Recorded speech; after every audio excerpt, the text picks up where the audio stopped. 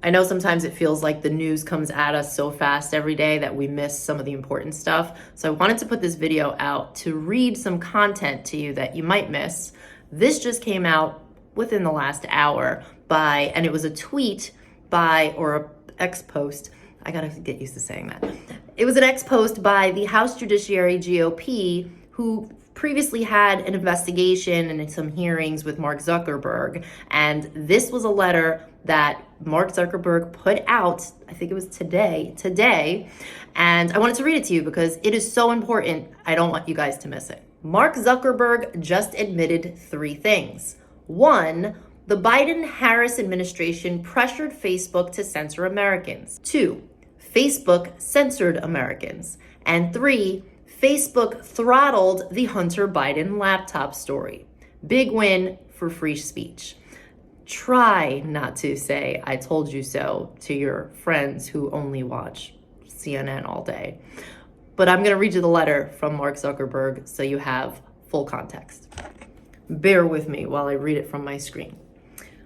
Chairman Jordan, I appreciate the committee's interest in content moderation on online platforms. As you are aware, Meta has produced thousands of documents as part of your investigation and made a dozen employees available for transcribed interviews. Further to our cooperation with your investigation, I welcome the opportunity to share what I've taken away from this process.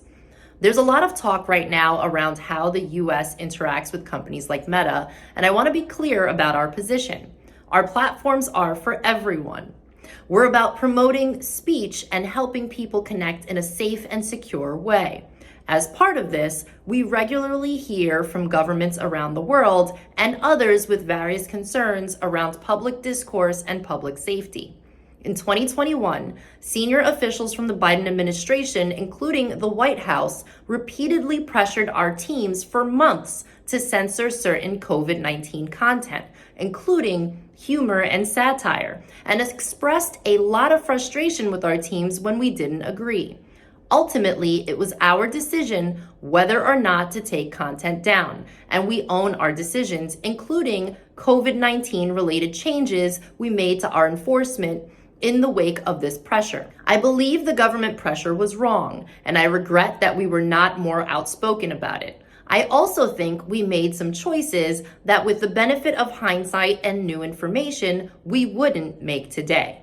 Like I said to our teams at the time, I feel strongly that we should not compromise our content standards due to pressure from any administration in either direction, and we're ready to push back if something like this happens again.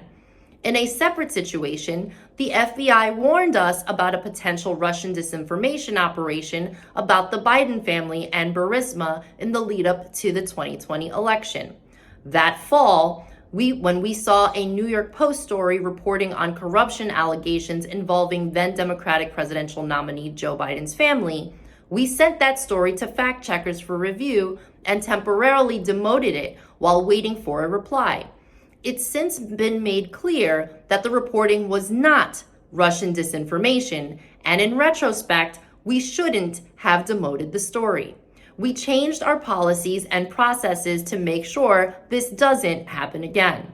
For instance, we no longer temporarily demote things in the US while waiting for the fact checkers.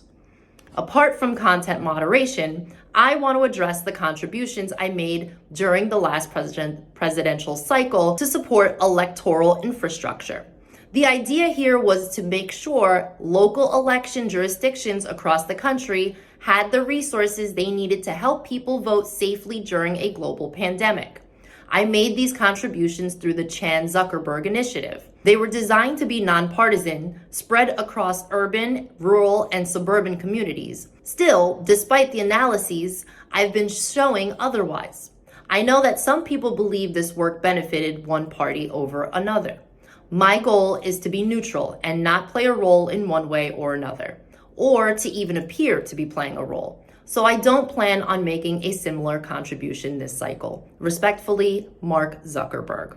I've Gotta say, this is a win for the good guys, the fact that he's making this admission. I will also say that it is interesting the timing that this is coming out, considering that the founder of Telegram sits in a jail because Macron in France decided that he does not like free speech. It is interesting because Elon Musk has been supporting Telegram's founder after what has happened to him. And on Sunday, August 25th, yesterday, the day before Mark Zuckerberg's letter, Elon Musk called him out publicly on X, and I'll read the post to you. In this post, someone says, "Why don't they arrest Mark Zuckerberg for enabling child predators?" Let us not forget, by the way, that did happen. He did have to talk about this at a hearing in front of Congress. And Elon's response, and he reposted that tweet, it's responding saying, because he already caved into censorship pressure.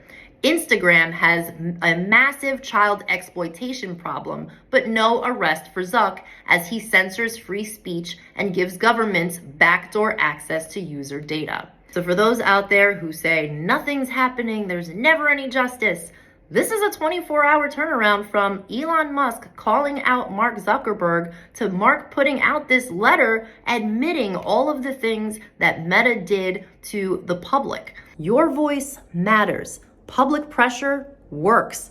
Don't let up. Continue to speak truth and demand justice because it happens.